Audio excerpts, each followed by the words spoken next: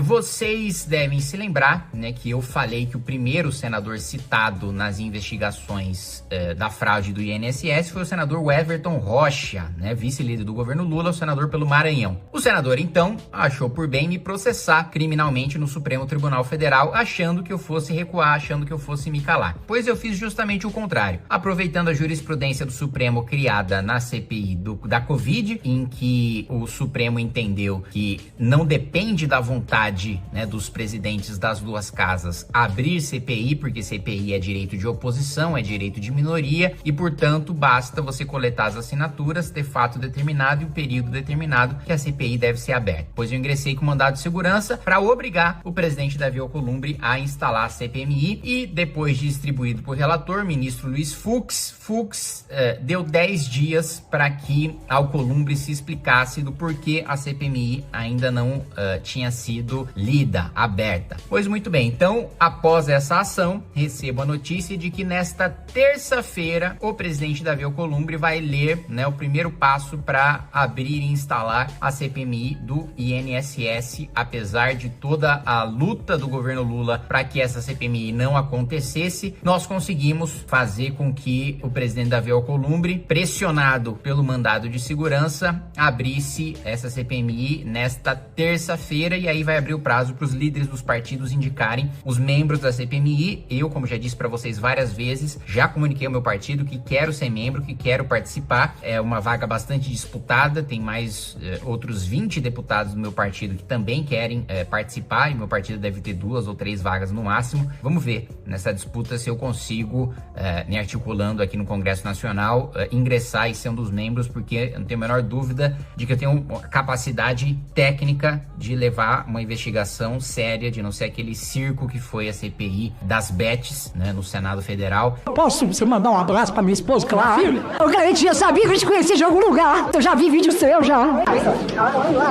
Federal, e fazer uma investigação de fato, ouvindo todo mundo que tem que ser ouvido, colhendo os testemunhos, quebrando o sigilo, fazendo buscas e apreensões, indiciando todos aqueles suspeitos. E aí, meus amigos, claro que nós não poderíamos ter um vídeo meu sem uma notícia ruim, né? Afinal de contas, a maior parte dos meus vídeos são sobre notícias ruins, porque nós estamos sob o governo Lula e sob uma série de decisões, né, abusivas do Supremo Tribunal Federal. Pois bem, Lula ingressou com um pedido no Supremo Tribunal Federal por meio da Advocacia Geral da União, né, que vocês devem se lembrar, é comandada pelo Jorge Messias, o Bessias, que foi o emissário para levar o termo de posse para o Lula assumir o Ministério da Casa Civil no governo Dilma II e fugir da Lava Jato, coisa que não deu certo. Mas o Messias foi privilegiado por isso, né? Foi premiado. Então ingressou no Supremo Tribunal Federal com uma ação para que todas as ações movidas contra a União por aposentados e pensionistas vítimas de estelionato sejam suspensas por meio de uma liminar. E aqui me dói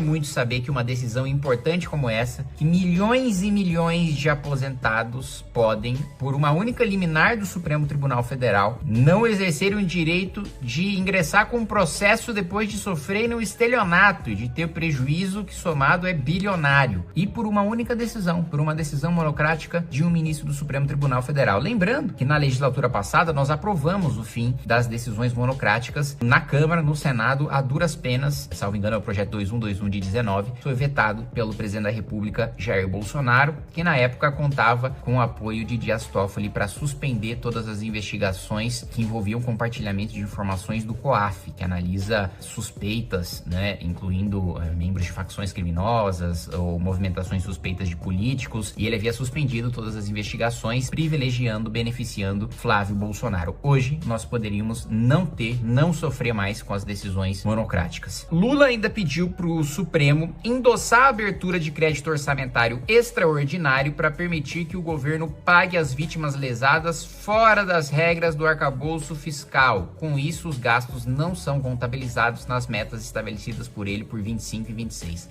2 dois absurdos aqui, tá? O primeiro absurdo é sair das regras fiscais. Assim, sair das regras fiscais são para situações não apenas extraordinárias, são assim excepcionalíssimas. A regra fiscal, ela deve ser bem desenhada para que mesmo em momentos em que aconteçam coisas inesperadas, mas não catastróficas e excepcionalíssimas, como assim um furacão, né, um alagamento de um estado inteiro, como aconteceu com o Rio Grande do Sul, né, um desastre, um caso de guerra, né? A regra fiscal deve ser bem desenhada para que haja sobra de recursos em caixa para casos de necessidades não previstas inicialmente no orçamento. Então, o primeiro ponto, isso significa mais inflação, mais taxa de juros, mais endividamento, porque toda vez que a gente sai da regra fiscal, e ainda mais a regra fiscal frouxa do governo Lula, que se a gente ficar dentro dela já é um desastre, sair fica pior ainda, a nossa situação econômica piora, nosso endividamento aumenta. O outro absurdo, pedir para o Supremo o crédito extraordinário. Peraí, crédito extraordinário se pede para o Congresso Nacional. Se você quer que isso não conte, que isso esteja fora do arcabouço fiscal, você tem que pedir essa excepcionalidade para o Congresso Nacional. Não é o Supremo Tribunal Federal que tem que decidir o que fica dentro e o que fica fora das regras fiscais, se concede, se não concede crédito extraordinário. Isso é competência do Congresso Nacional. Mas, infelizmente, nós já temos aí um precedente do ministro Flávio Dino, em razão das queimadas, dos incêndios, da emergência ambiental, em que ele, numa canetada, sem a anuência do Congresso Nacional, retirou das regras fiscais o recurso que o governo abriu de maneira extraordinária